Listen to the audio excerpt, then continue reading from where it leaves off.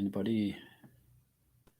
Again, another little test, just see how this goes. Anybody wants to sort of make a comment or ask a question, just do so. I will try and keep a watch out for any such thing. But I've got a little bit of an article that I would like to just read to you. So this might sound a bit like a lecture, but it's just basically the facts of what what the actual things are at the moment, what the environmental impacts of animal agriculture are. And this is taken from scientific white paper that was published last year. So just basically, I'll go through the details of what this is, and it goes. We present results of a global sensitivity analysis, or GSA, as that's what they call it, proving that animal agriculture is the leading cause of climate change, responsible for at least 87% of greenhouse gas emissions annually. The burning of fossil fuels is currently the leading cause of human-made carbon dioxide (CO2) emissions. However, climate change is caused by cumulative human-made greenhouse gas and aerosol emissions, and not just the current CO2 emissions alone. Where humans have been burning fossil fuels for a little over 200 years, we have been burning down forests for animal agriculture for well over 8,000 years. The GSA analysis, we use factual data from the fifth assessment report, or AR5, of the Intergovernmental Panel on Climate Change, the IPCC, and other peer-reviewed scientific sources. We show that we need to transition to a global plant-based economy first, and that blindly eliminating fossil fuel usage first will accelerate the warming of the planet. We show that the annual methane emissions from animal agriculture alone cause more incremental global warming than the annual CO2 emissions from all fossil fuel sources combined. We further show that the transition to a global plant-based economy has the potential to sequester over 2,000 gigatons of CO2 in regenerating soils and vegetation, returning atmospheric greenhouse gas levels to the safe zone of under 350 parts per million of CO2 equivalent, while restoring the biodiversity of the planet and healing its climate. This paper clearly illustrates why the scientific community, government institutions, corporations, and news media, who vastly underestimate the role of animal agriculture and focus primarily on reducing fossil fuel use, need to urgently change their priorities in order to be effective. Now, it was a little bit of technical talk in that, but basically you could tell the general outline of what was being talked about anyway. So they go into a little bit of an introductory on the issues as well, to add a little bit more detail. The burning of fossil fuels is undoubtedly the leading source of human-made carbon dioxide. Now, this is to do with just what we produce directly from just the use of fossil fuels. So undoubtedly the leading source. Emissions today. CO2 is the most powerful human-made greenhouse gas in terms of its radiative forcing, which is the energy trapped by the greenhouse gas per unit of time, per unit of area of the Earth's surface. typically measured relative to the base year from 1750. That's the year 1750. In the absence of active reforestation efforts, CO2 is a long-lived greenhouse gas as it persists in the atmosphere for tens of thousands of years. The fifth assessment report, AR5, of the Intergovernmental Panel on Climate Change, IPCC, estimates the mean radiative forcing of human-made CO2 to be 1.68 watts per square meter. The next most powerful human-made greenhouse gas, methane, with a mean radiative forcing of 0.97 watts per meter squared, lingers in the atmosphere. This is the methane, lingers in the atmosphere for an average of 8 to 10 years before it reacts with oxygen-free radicals and also converts into CO2. As such, it is tempting to conclude that a single-minded focus on the reduction of fossil fuel burning to minimize future human-made CO2 emissions is the best strategy to address climate change. Indeed, the global scientific community, government institutions, corporations, and news media have adopted this strategy without much questioning. They have also unquestionably accepted the United Nations UN Food and Agricultural Organization, or the FAO, estimate that the life cycle emissions of the animal agriculture industry is a mere 14.5% of global human-made greenhouse gas emissions, which justifies their urgency of reducing fossil fuel burning over dealing with the animal agriculture sector. So, in that sound clear there? So this is where the paper goes on to explain why animal agriculture is by far more than what is suggested by the UN paper so far. So in this paper, we will show that this strategy of focusing exclusively on the reduction of fossil fuel burning will accelerate climate change, potentially to the point of no return. So they're going to show that if the animal agriculture is not tackled at the same time, and only fossil fuel is sorted out, then there will be no change in the climate. There will be no change of the climate situation, potentially the point of no return. So, using a global sensitivity analysis, or GSA method, we will show that the UN FAO's 14.5% estimate for the life cycle emissions of animal agriculture is incorrect, and that the correct estimate is at least 51%, as calculated by Goodland and Akan. That was a further study that was done before the final study came out. And their lower bound can be tightened to at least 87% of global greenhouse gas emissions. Therefore, animal agriculture is the leading cause of climate change.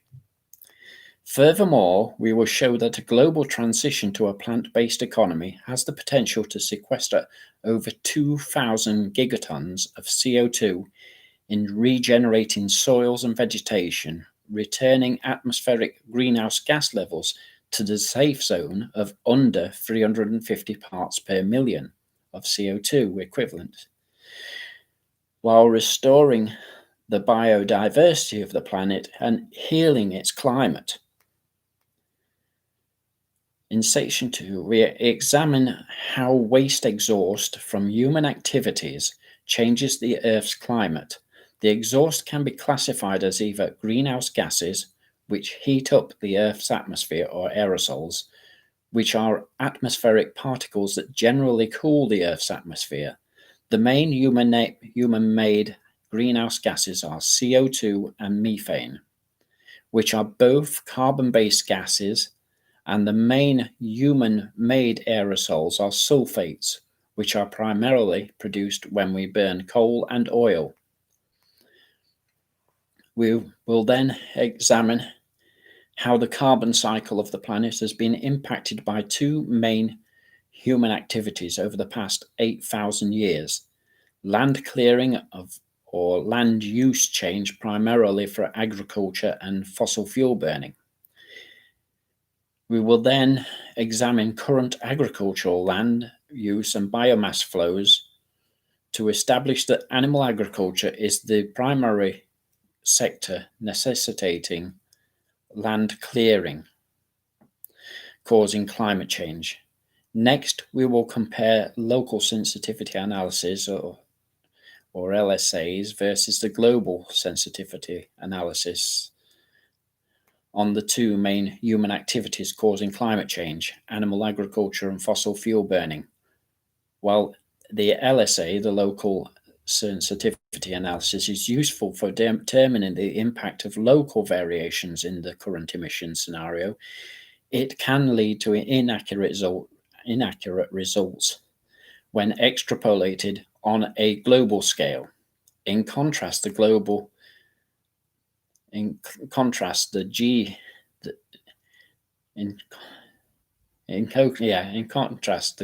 sensitivity analysis is based on analyzing a global change directly and will lead to more accurate results.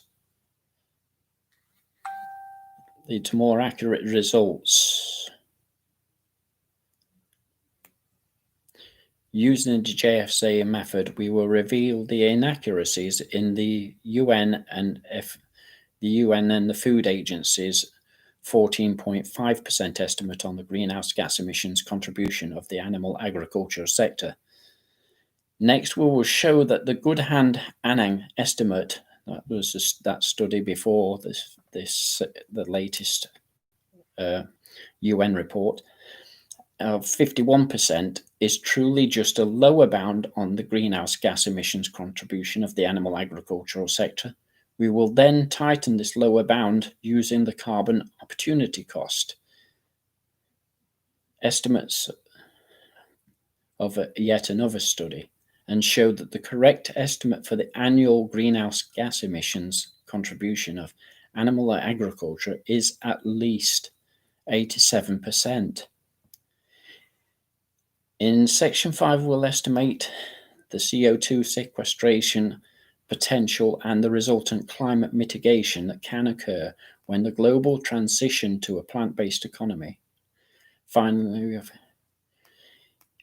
in what follows, for the sake of simplicity, we have used the specified statistical mean or the midpoint of uncertainty ranges in the data found in the IPCC reports and other peer-reviewed sources. Our conclusions do not change if we include the underlying uncertainty ranges and other nuances, but we will likely lose clarity in our presentation. Right, how humans change climate. So almost everything humans do changes the Earth's climate. The waste exhaust from human activities can either heat up the Earth or cool it. Therefore, the question is not whether humans change the Earth's climate,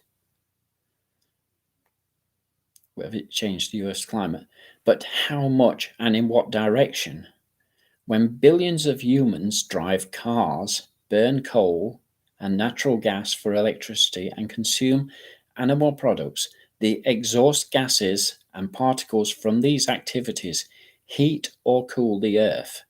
Exhaust gases such as CO2, methane, and nitrous oxide heat the Earth. Exhaust particles such as sulfates and nitrates cool the Earth. The UN IPCC has quantified the impact of each of these exhaust gases and particles in terms of radiative forcing, measured relative to their levels that existed in the year 1750. At the base year, CO2 is the main human-made exhaust gas that heats the Earth, and that was the main gas that was being produced at 1750. by humans. It is estimated to provide an additional 1.68 of watts of heating per square meter power relative to its atmospheric concentration in 1750. In other words, the impact of the additional CO2 in the atmosphere since 1750 is like adding a 1.68 continuous heater on every square meter of the Earth's surface. The next most significant human-made exhaust is methane, which has the chemical formula CH4. Methane is estimated to have a mean radiative forcing of 0.97 watts per meter, and it lingers in the atmosphere for an average half-life of 8.4 years before it reacts with oxygen-free radicals and also converts into CO2. The number one cause of methane emissions is animal agriculture, which contributes to 37%.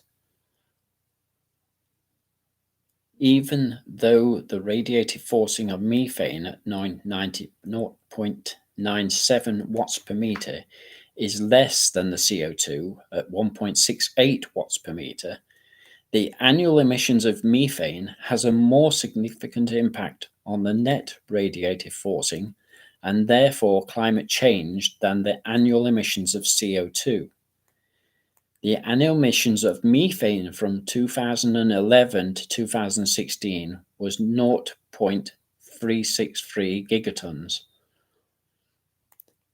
The amount of methane that is accumulated in the atmosphere since 1750 until 2011 is 1.1 parts per million, which corresponds to 3.12 gigatons of methane. Therefore, to a first order approximation, our annual emissions of methane is contributing 0.11 watts per meter of radiative forcing. Now, this is over technical and difficult to follow, but it does become clearer as it goes on. In contrast, the annual emissions of CO2 from 2011 to 16 was 39 gigatons on average. So the amount of CO2 that was accumulated in the atmosphere since 1750 until 2011 was 110 parts per million.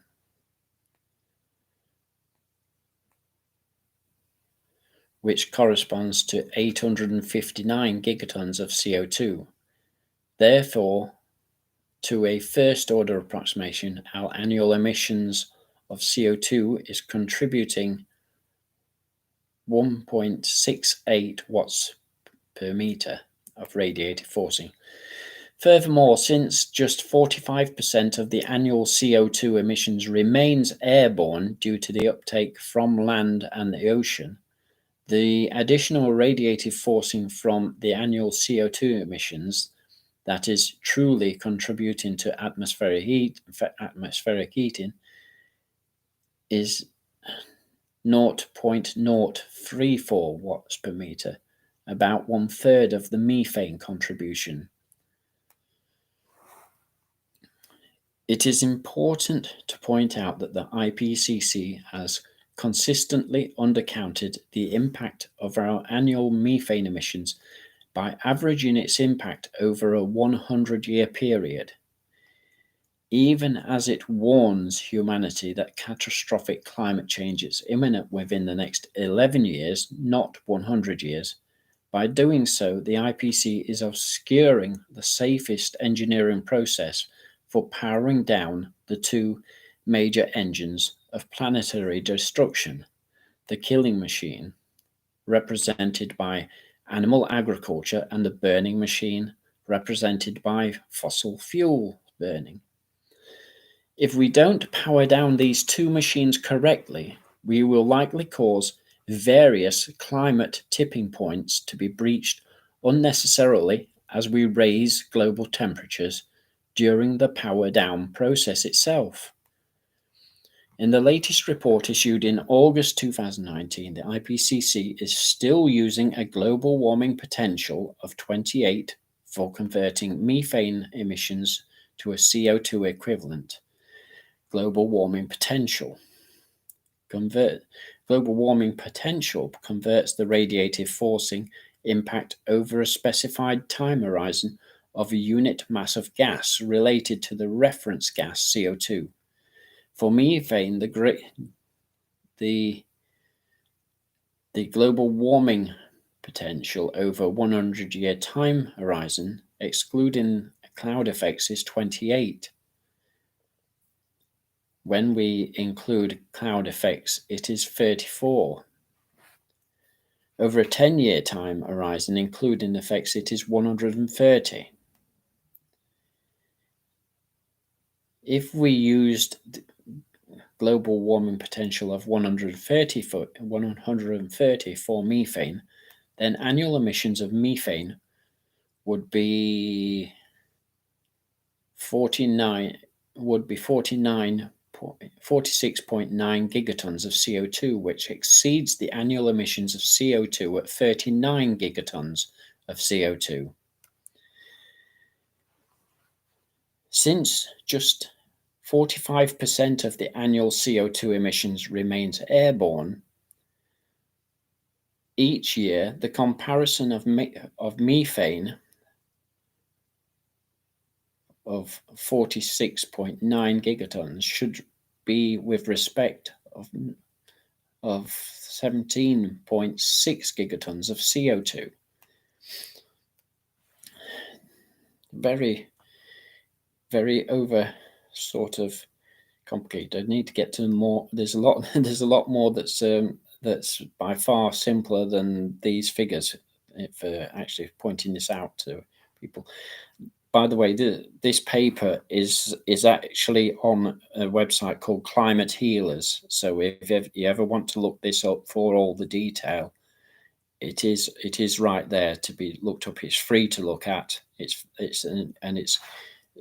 is all basically all this information with other little pieces that I'm just bypassing in it. So, but it's better to take some of it in as whichever way, whether it's reading it or whether it's hearing it. Indeed, the impact of methane from animal agriculture alone is 37% of the 46.9 gigatons, which works out to 17.3 gigatons of CO2. This exceeds the impact of all fossil fuel-based CO2 emissions, which means that which is 87% of the 17.6 gigatons. The third most significant human-made exhaust particles are sulfate aerosols, created mainly during the burning of coal and oil, according to NASA. The sulfate aerosols absorb no sunlight, but they reflect it, thereby reducing the amount of sunlight reaching the Earth's surface. Sulfate aerosols are believed to survive in the atmosphere for about 3 to 5 days. The sulfate aerosols also enter clouds where they cause the number of cloud droplets to increase, but make the droplet sizes smaller. The net effect is to make the clouds reflect more sunlight than they would without the presence of the sulfate aerosols. Pollution from the stacks of ships at sea has been seen to modify the low-lying clouds above them. These changes in the cloud droplets due to the sulfate aerosols from the ships have been seen in pictures from weather satellites as a track through a layer of clouds. In addition to making the clouds more reflective, it is also believed that the additional aerosols cause polluted clouds to last longer and reflect more sunlight than non-polluted clouds.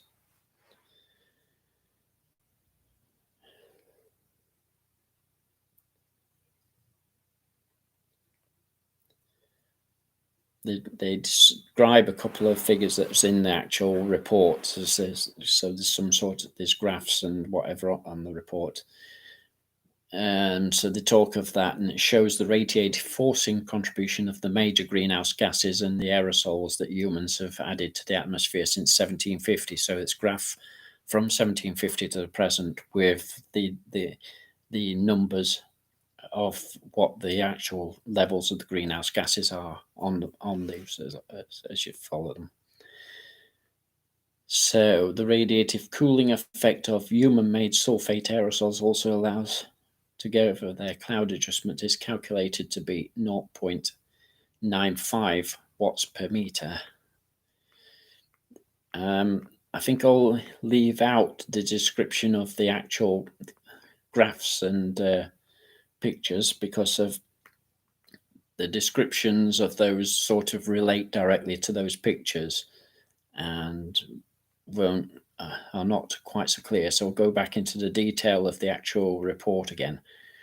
CO2 is absorbed by trees and plants during photosynthesis, and it is stored away permanently in vegetation and soil in regenerating forests. However, in the absence of active reforestation efforts, CO2 is a long-lived greenhouse gas. So that means that with fewer forests, fewer vegetation, more CO2 stays within the atmosphere, which is helping to keep global warming going. So, yes. So gas lingers in the atmosphere for tens of thousands of years.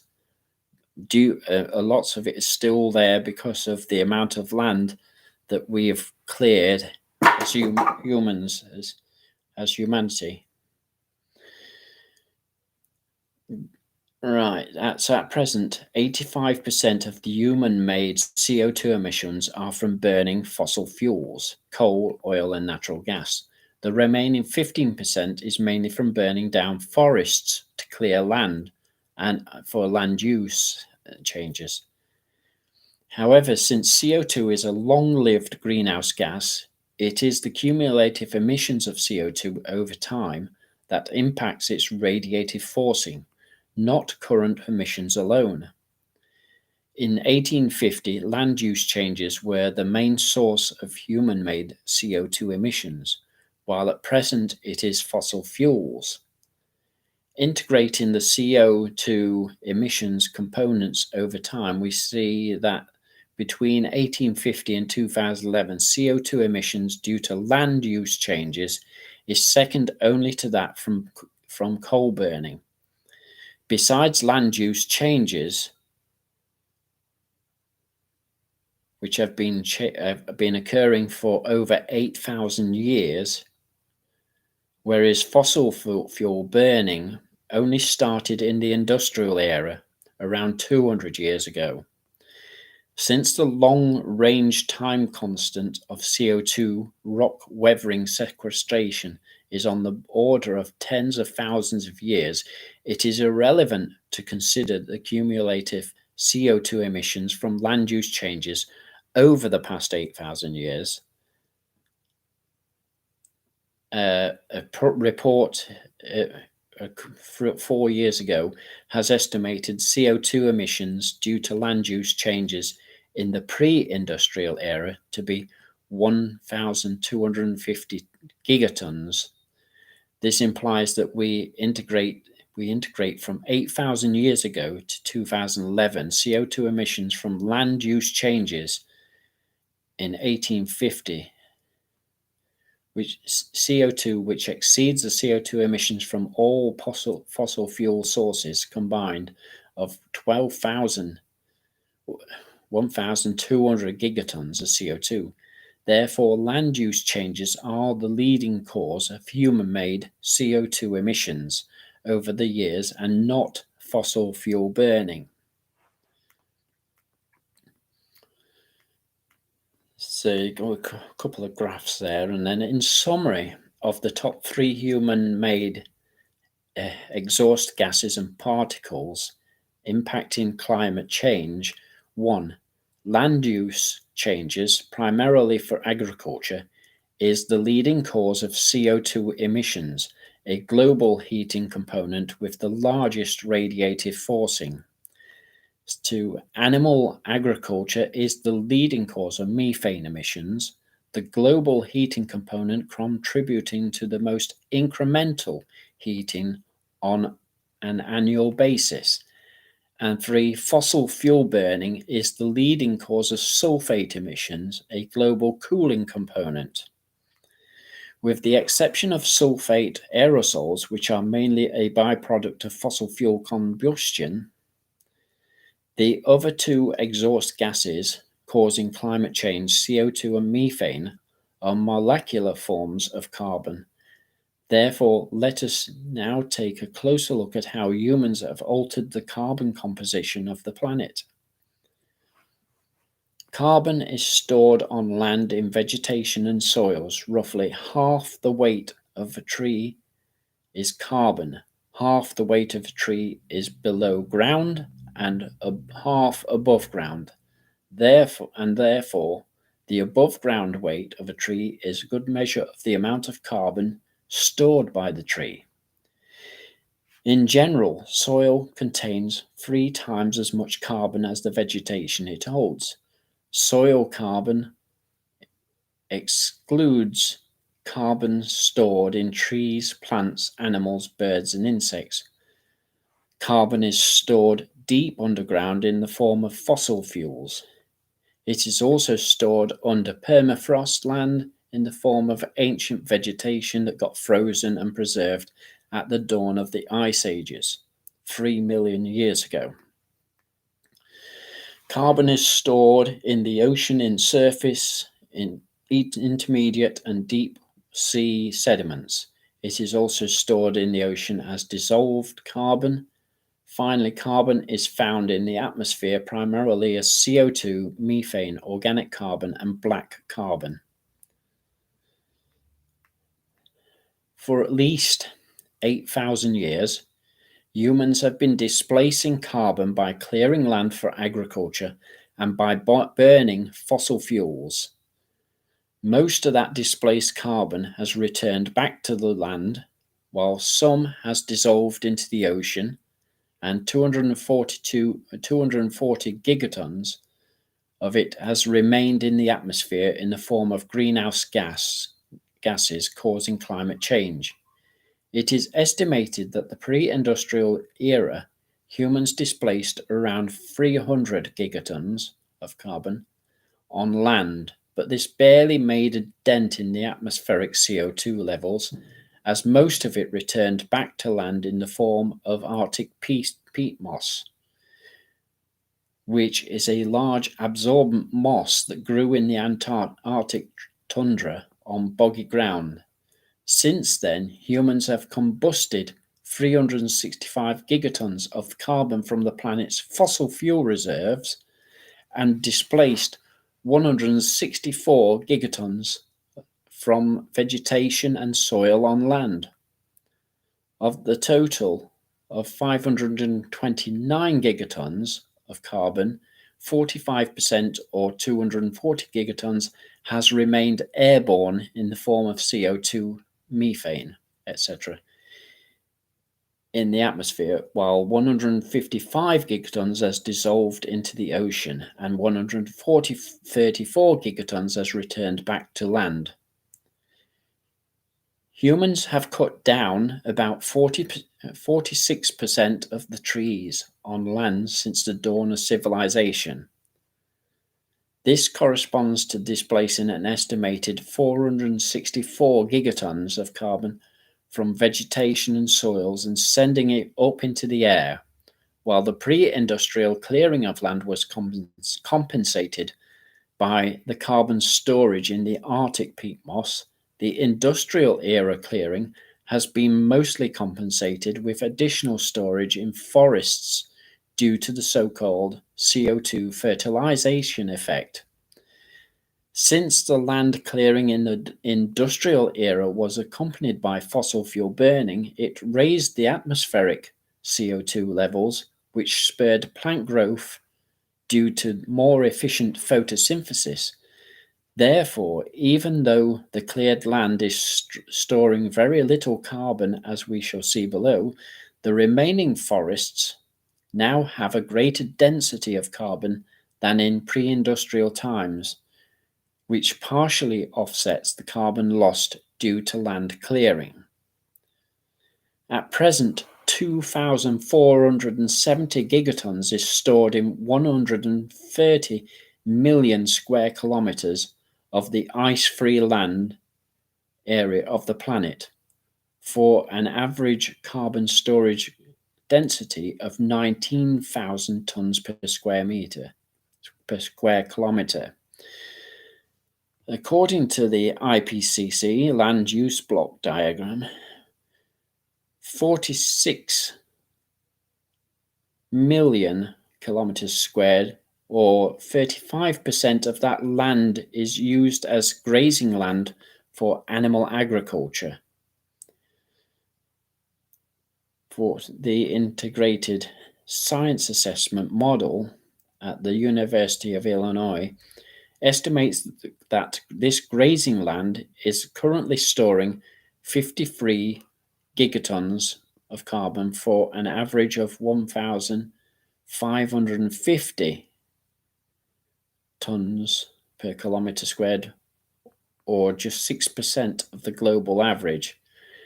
This is reflected in the global land carbon stock map, which shows vast swathes of the planet with low carbon density corresponding to where human and farmed animal population is dense. Again, a lot of detail in that, a lot of detail that's not easy to work out, even in just saying it.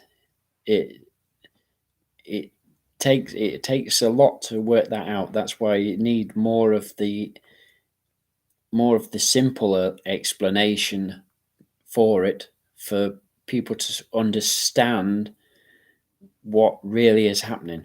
And that's perhaps part of the reason that it's been easy for the UN to sort of persuade us that animal farming isn't as important as it should be, because of the difficulty for anybody wanting to find out, to work out, which is worse, is difficult without a simpler explanation. There is some more simple explanation within this report, though. In the previous sections, we have established that the land clearing, primarily for agriculture and fossil fuel burning, are the two main human activities causing climate change. In this section, we will compare the climate change impact of eliminating fossil fuel burning with the impact of eliminating animal agriculture, a subsector of agriculture. At the dawn of the agricultural revolution 10,000 years ago, human biomass was negligible compared to the biomass of megafauna, which are the large wild animals that are greater than 44 kilos in average weight. At that time, humans could afford to lead a predatory existence, cooking and eating animal foods.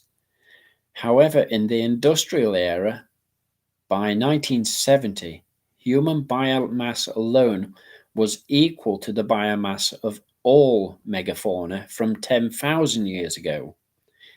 In addition, humans were now farming animals whose total biomass was roughly double that of the humans, but who were consuming 3 times as much food as all humans. In terms of dry weight, as far as the planet was concerned, our farmed animals were presenting the profile of a biomass that was triple the biomass of all the megafauna from 10,000 years ago. Meanwhile, the biomass of megafauna has declined by 60%. Fast forward another 40 years, and by 2010, human biomass had doubled from 1970 levels. Our farmed animals were now eating 4.5 times as much food in terms of dry weight as all humans, thereby presenting the profile of a biomass that is 9 times the biomass of all large wild animals from 10,000 years ago.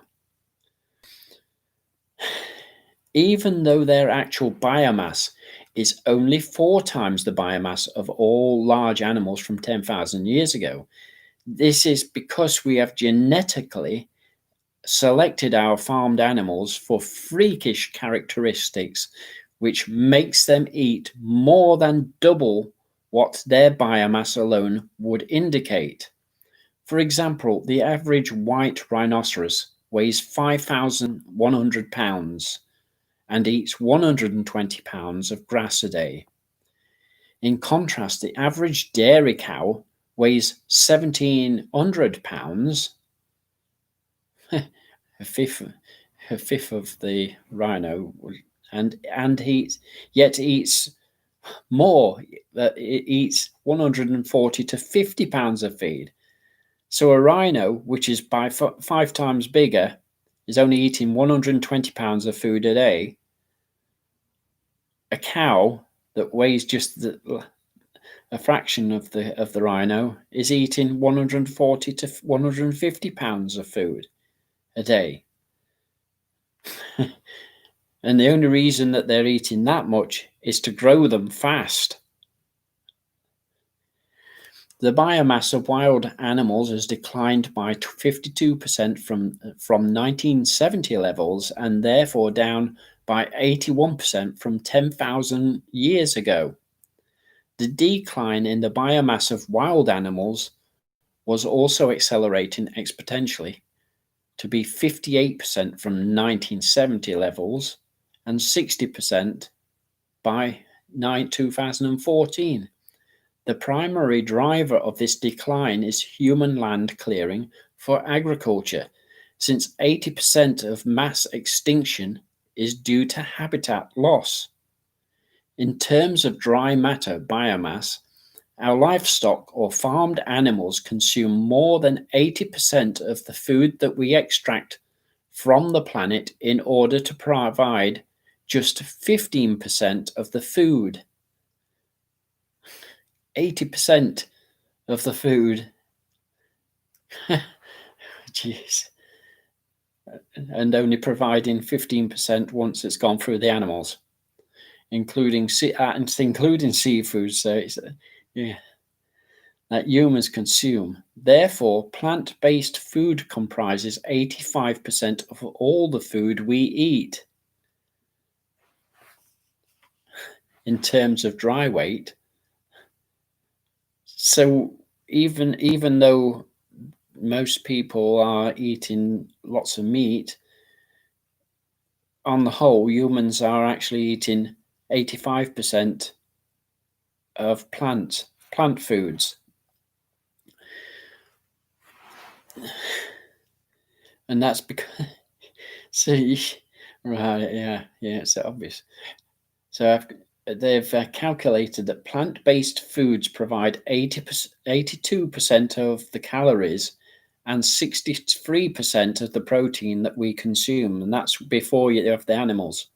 Therefore, it is not too far-fetched to ask the question, how much can we mitigate climate change if we eliminated the animal agriculture sector altogether and relied entirely on plant-based foods and products?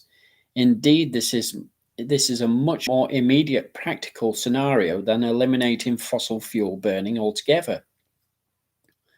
Of course, this would require us to not use animal products for any purpose whatsoever.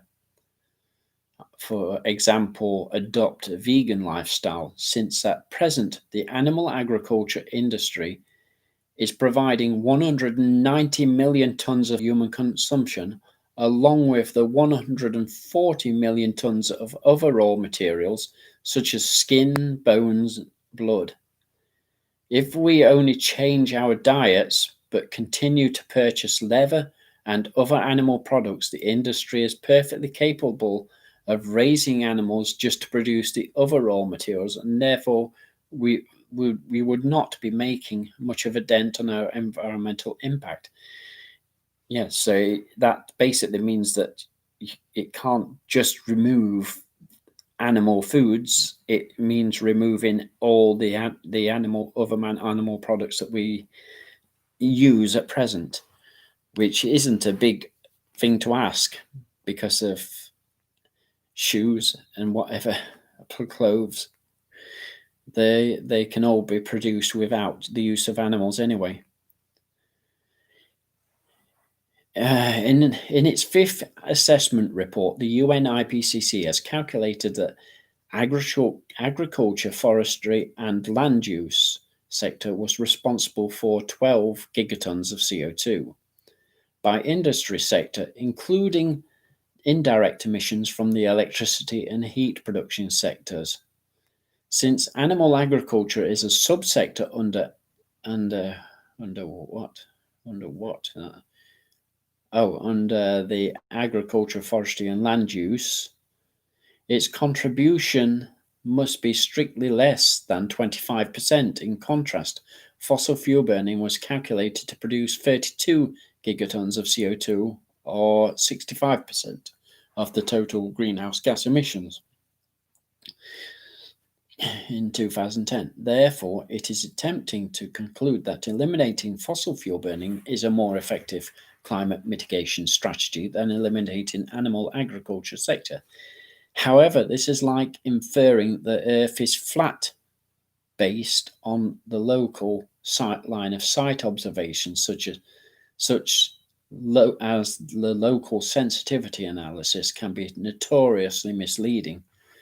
Firstly, the above comparison is based on current emissions and not on cumulative emissions or radiative forcing, which are more appropriate for measuring climate change impact. Secondly, the IPCC is using a 100-year time frame for calculating the CO2 equivalent of methane, which undercounts its more relevant 10-year impact by nearly a factor of 5. Thirdly, it is not just greenhouse gas emissions, but also aerosol cooling effects that need to be taken into account for comparing climate change impact. Fourthly, the IPCC is allocating each molecule of emission to one sector alone. Therefore, if a truck is transporting agricultural products, its emissions are being assigned to the transportation sector and not to the agricultural sector. Finally, the UN IPCC is relying on the UN Food and Agriculture Organization for its agriculture data, while the Food and Agriculture Organization has publicly partnered with the International Meat Secretariat and the International Dairy Federation to promote intensive livestock farming. How reliable can the FAO's analysis be when it is wedded to the industry interests? Indeed, there's a timeline of events debunking the FAO's reports. The timeline goes like this. In 2005, Alan Calvert, an independent physicist, published an estimate of GHG emissions from livestock breathing alone. It is 8.8 gigatons of CO2, or 21% of total livestock. Breathing is a proxy for the avoided carbon sequestration while consuming animal products. In 2006, the FAO published Livestock's Long Shadow, calculating the life cycle emissions from the livestock sector to be 7.5 gigatons of CO2, or 18% of total, less than the breathing contribution alone in the 2005 report. In 2009, Goodand and Hanning, who two environmental assessment specialists with the World Bank, published World Watch Report, correcting errors in the LLS report, and calculating life cycle emissions of the livestock sector to be 32.6 gigatons of CO2, or 51% of the total. This 32.6 gigatons can be split into actual emissions of 21.1 gigatons plus avoided carbon sequestration of 11.5 gigatons of CO2 on the land that would be freed up when animal agriculture is eliminated. The latter is their estimate of the carbon opportunity cost of animal agriculture, to use the terminology of Searchinger et al. In the former Goodand and Hanang used a 20-year timeframe for averaging the impact of methane instead of the 100-year timeframe used in the FAO's report analysis. So that one was the 2009 report that was rebutting the 2006 report, by which had sort of lessened the 2005 report. But then in 2011, the FAO hit back again and published a critic of Goodand and Hanang's estimate in the Animal Feed Science and Technology Journal. So that was a knockback on that previous report of 2009. Goodland and Hanang then published again after the FAO's report, and refuting that report by the Food and whatsoever by that journal, and reiterated their estimate. FAO scientists declined to continue the debate despite the AFST's editor's invitation.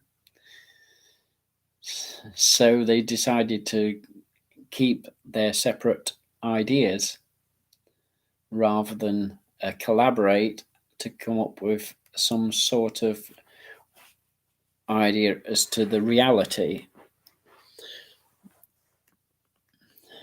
The FAO in 2013 publicly partnered with the International Meat Secretariat and the International Dairy Federation and published a revision to the LLS, calculating the lifestyle emissions of the livestock sector to be 7.1 gigatons of CO2, or 14.5% of the total, without addressing any of the errors pointed out in Goodland and Hanang's report or in the ensuing peer-reviewed debate. So that's where the 14.5% was basically put in place. Therefore, relying on the FAO's analysis is like relying on Philip Morris' scientific paper that extols the cancer healing benefits of smoking Marlboro Lights, or the Philip Morris study conducted by Arthur D. Little, which found that smokers' early mortality and cigarette tax revenue outweighed the costs of healthcare and lost tax revenue from early death. In its life cycle analysis of animal agriculture, the FAO has calculated the COC of animal agriculture, i.e. the carbon sequestration that will occur annually if the products of animal agriculture are replaced with plant-based alternatives, to be precisely zero. Yeah, so they've basically used the same analysis that the scientists that were saying that smoking was good, against all the evidence. They've used the same basic premise to create this fraud. So they say this is incorrect, since animal agriculture is using 37% of the land area of the planet for just grazing alone, and this grazing land is storing just 2% of the land carbon. The grazing land is storing less because the land that is being grazed has by far less vegetation than if it was wild. You would have bushes and all wild flowers and everything like that, biodiversity, trees. So instead, you've got flat fields with almost no vegetation other than just the grasses growing on them. This shows that there is a tremendous dearth of carbon in grazing lands, which is an opportunity to redress the carbon imbalance between land and the atmosphere. Indeed, it appears that Goodland and Henning may have also vastly undercounted the COC of animal agriculture, since they were only included CO2 stored in above ground vegetation and did not include CO2 stored in the soil. There was a further the calculation that COC to be an average of 5 tons of CO2 per person per year, which works out at a total of 34.5 gigatons of CO2 for a human population of 6.9 billion people in 2010. Therefore, the true life cycle emissions of animal agriculture is at least 55.6 gigatons of CO2 in 2010. For example, 87% of the total. The detailed calculations are shown in the table below. Yeah, you need to look at the actual table to sort of see that, but it just showing it's again without lots of looking at it, it's difficult to work out. In contrast to the local sensitivity analysis, a global sensitivity analysis works by considering the thought experiment. How will the human-caused radiative forcing change in the two scenarios? A clean energy economy if we eliminate fossil fuel burning and replace it with clean energy sources, keeping all else the same, versus a plant-based economy if we eliminate the animal agriculture sector and replace it with the plant-based sources, keeping all else the same. In the clean energy economy scenario, we assume that all energy sources have been transitioned to clean, zero-emission sources, but we will be continuing to burn down forests to grow more animal foods as before. Therefore, land use change emissions would continue to add CO2 to the atmosphere. The CO2 component of the radiative forcing would continue to increase, but at a slower pace than before, since we are no longer burning coal and oil. Sulfate aerosols would disappear within 3 to 5 days, which means that the net radiative forcing would be increased by 0.95 watts per meter square due to this component.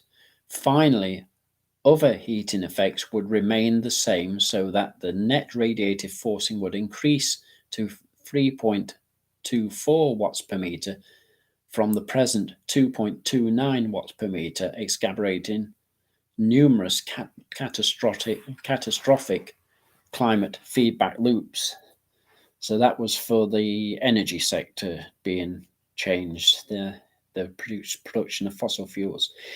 In the plant-based economy scenario, we assume that all animal products have been replaced with plant-based equivalents and the animal agriculture has been eliminated, but we continue to burn fossil fuels as necessary. From Fig. 0.42, we see that we can now supply all the plant-based food and product requirements from the cropland output alone, freeing up the grazing land for reforestation and carbon sequestration.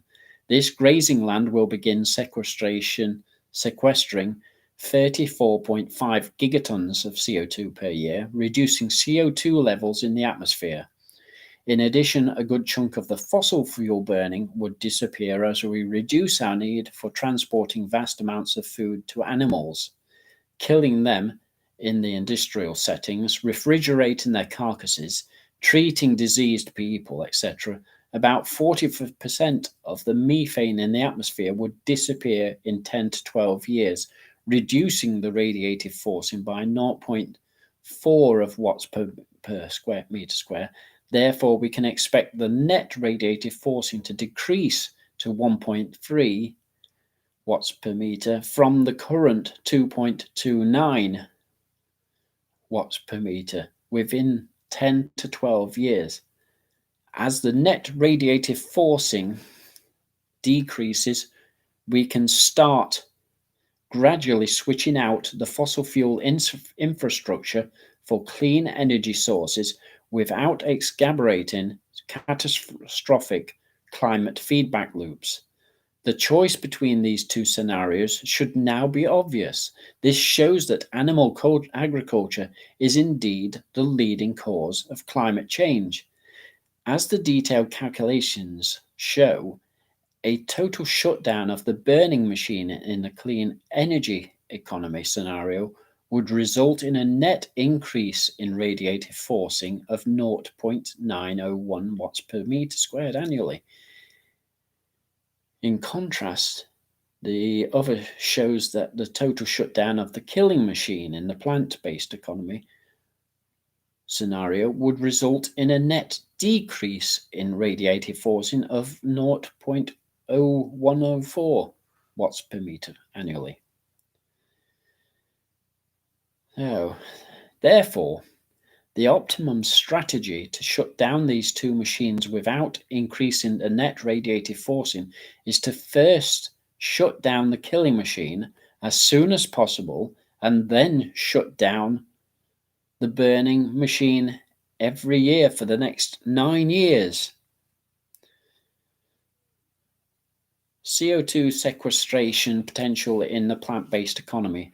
At present, grazing lands store just 6% of the carbon per unit area when compared to the average of all land on our life cycle. Carbon dividend poster paper presented at the AGU 4 meeting in 2015, we reported that 41% of this grazing land used to be forests in 1800, and that if we can return the original forests on that land, the carbon storage on that land would increase by 265 gigatons from its present value.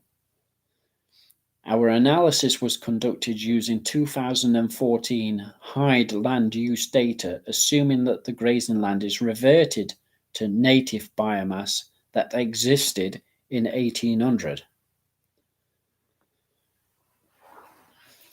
In this paper, we established that the animal agriculture is the leading cause of climate change, accounting for at least 87% of annual greenhouse gas emissions.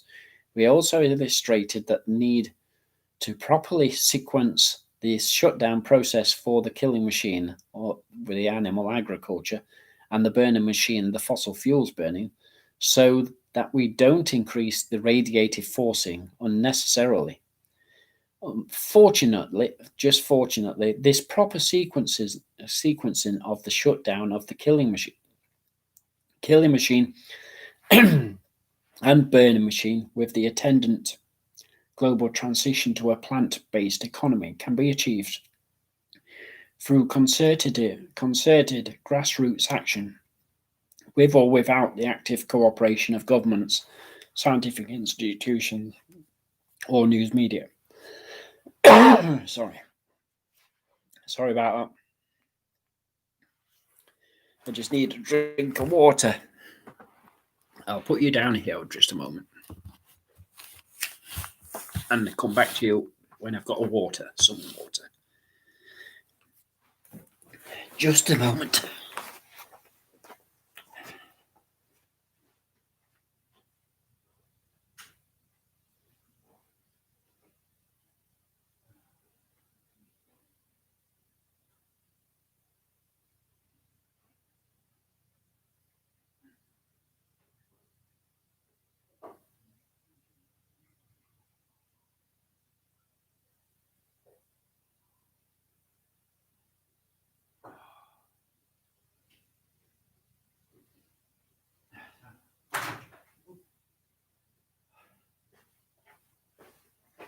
Sorry about that. Didn't realise this paper was So long to go through. I thought I'd have been finished before now. Right. See where was I? I know I just finished a little piece. That was the end of that little section. Right, yeah. The miscalculations that the IPCC actually reported. So this is where they went, where they accepted things that they shouldn't have accepted.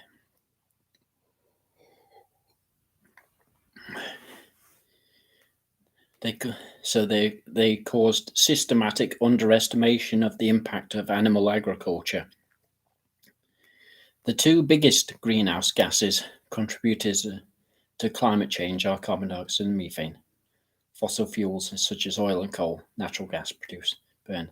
Animal agriculture produces methane gas through the animal actors like cows. The IPCC has encouraged the public to focus on fossil fuels rather than animal agriculture, even though methane causes more global warming than CO2 on an annual basis. Right, the IPCC counts all human CO2 emissions as contributing to climate change, even though less than half of this CO2 remains in the atmosphere as a warming gas on an annual basis. That miscalculation means fossil fuels are being blamed for more than their fair share of climate change, while animal agriculture is not getting the attention it warrants.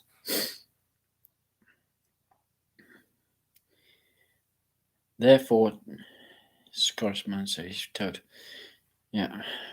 Hansen et al. Report that this airborne fraction has been decreasing since 2000, even though the rate of CO2 emissions has been increasing. This contradicts the IPCC's implicit assumption that the airborne fraction is entirely due to land-ocean uptake of the past CO2 emissions. The fact is that human CO2 emissions is occurring on top of natural photosynthesis and respiration, the CO2 cycle. This is 20 times larger and is a bad science to simply assume that this natural cycle is perfectly balanced. This leads one to question how perfect is this perfect balance?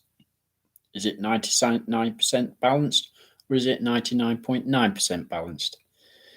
The IPCC is also simply averaging the CO2 impulse response from different climate models instead of resolving why some of these CO2 impulsive responses are so dramatically different.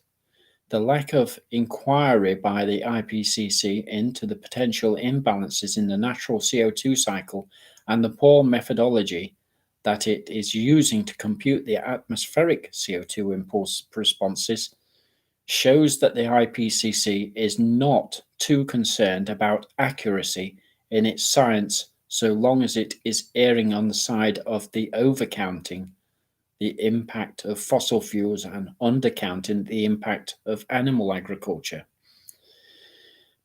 2. The IPCC measures the impact of methane over a 100-year time frame, thereby diluting it instead of measuring it over a decade.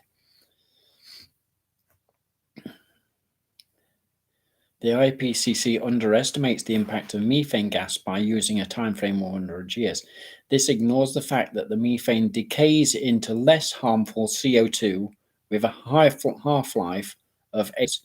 By stretching methane's impact over an entire century, the IPCC is diluting the global warming damage methane does on an annual basis compared to CO2.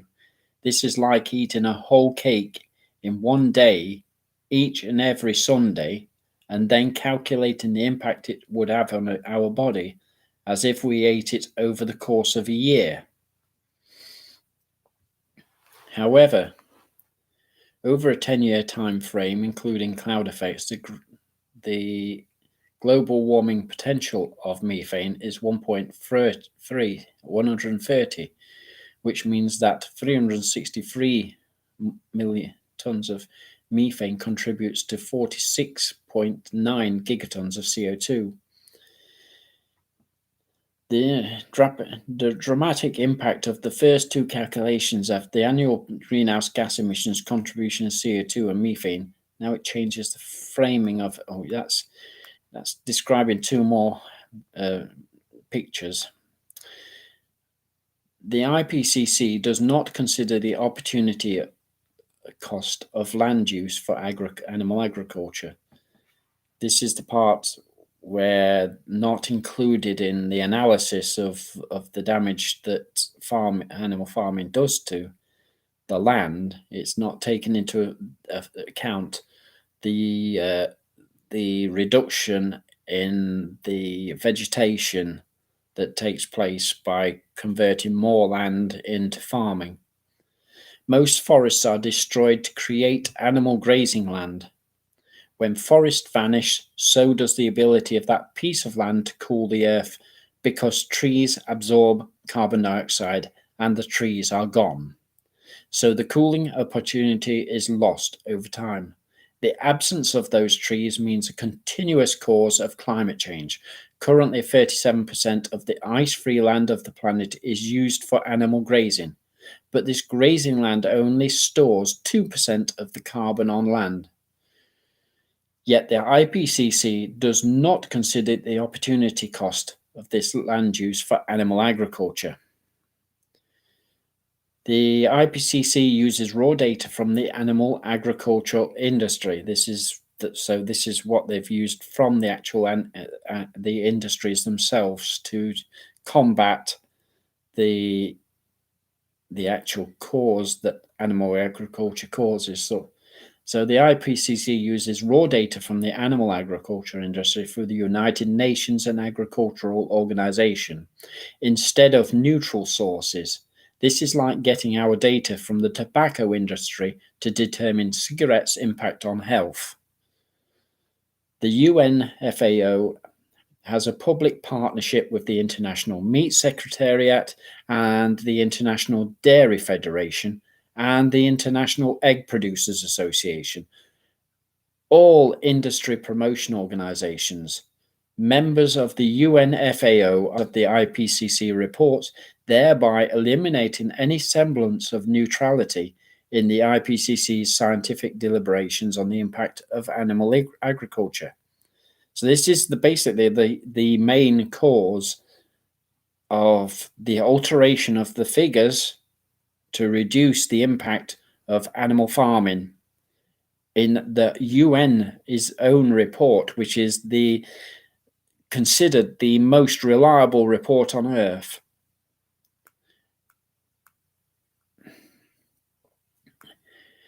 So that basically covers the whole paper. It then goes on to list all the references to all the different reports and all the different people that have been included in it, organizations and everything else so it's connecting them all with all that's been actually said within the actual this actual report. So it's totally contradicting basically the present United Nations climate panel reports, and it's basically, and it's on a very simple area, which even on it, once people think about it in a logical way, we can actually understand it. The only reason we tend not to understand it is because we very much follow what any large official organization will tend to tell us. So we don't actually do enough to sort of understand the real position.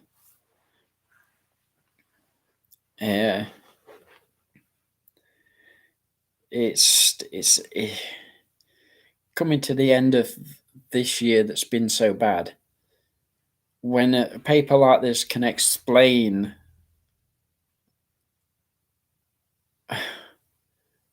what is happening to us because of the actual pandemic itself is, well, most illnesses are directly connected to the animal agriculture itself. So this, along with the actual the medical side of things, is it's not doing us any good. We've got this pandemic because of a virus that is associated with all the other types of virus that already existed before it, and is probably a mutation from one of those viruses as well. And that includes all flu viruses, including the biggest killer of humans recently, which has been the AIDS virus, which is again a virus basically. And even that was sort of diminished in what its actual cause of. And yet, up until about 3 years ago, the amount of people that died from that virus was 25 million people.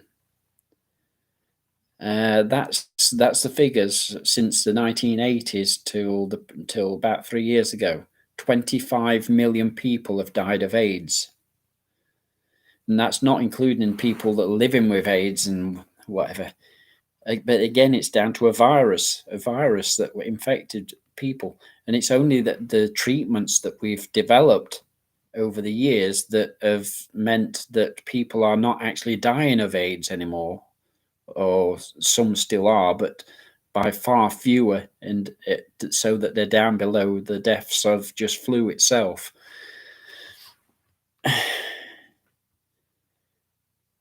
When it comes down to it, any basic illnesses, certainly the virus illnesses and everything like that, they do not come from plants. They do not come from plants. They only come from animals.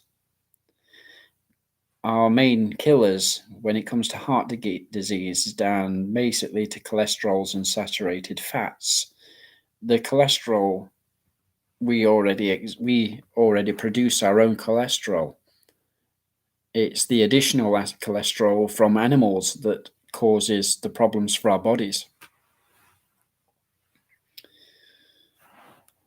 I'm going to end this stream here because I've been going on for quite a long time. I didn't expect that report to take so long to get through, and I can see that if you were listening to it, that some parts of it were too technical, and I know that I was missing out a few of the figures and whatever because of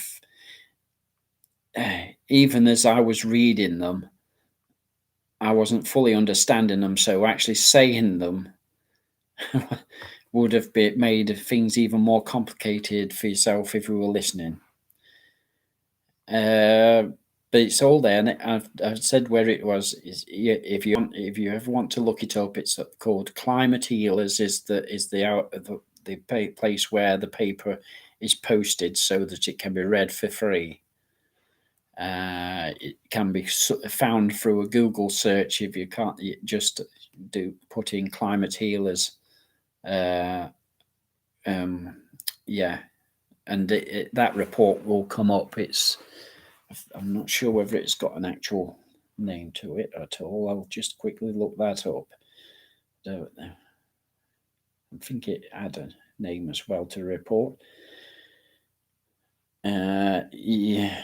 So it's on Climate Healers, and it goes, the animal agriculture is the leading cause of climate change. So, and the scientist who is the main author of the report is Salish Rao. That's his second name. It's spelled Rao.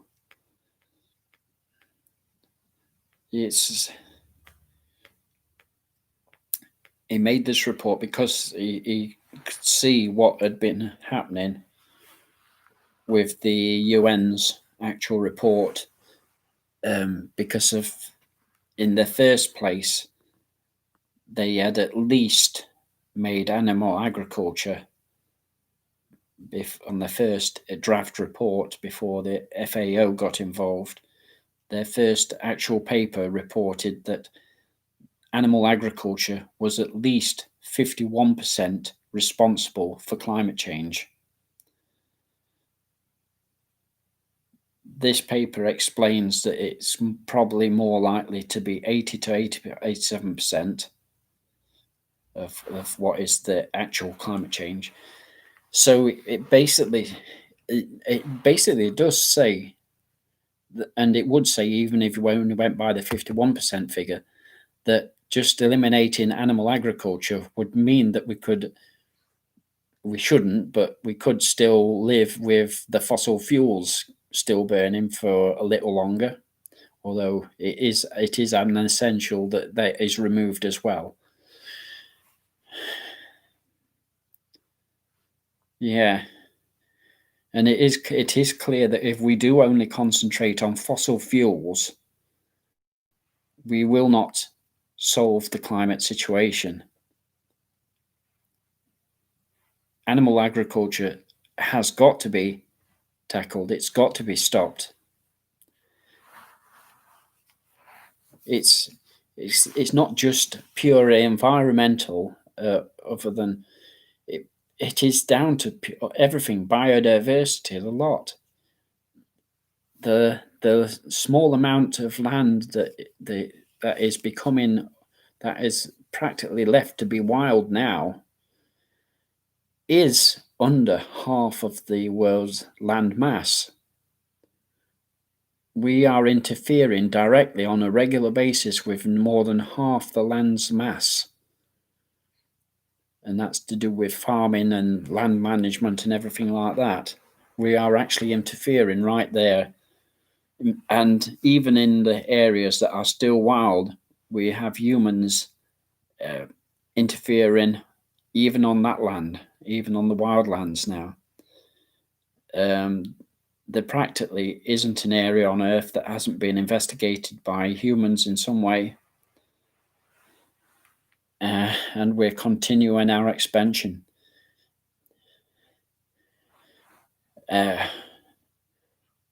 We can just about give ourselves some more years to sort out the human population as well, just by removing animal agriculture and fossil fuels. But we still will need to make change then. So we're going to spend maybe 10, 20 years or more still reducing these things and getting those down. But that may not be enough time. That may be too long. 10 years, maybe we might, if we can sort something out with at least totally reducing animal use and removing fossil fuels. If we can just do those in 10 years, which at the moment would seem impossible, but it can be done. We can do it. Anyway, I'm going to leave this live stream now, and I'll have a listen through to see what I think of whether it's clear enough to be left up. So goodbye for now.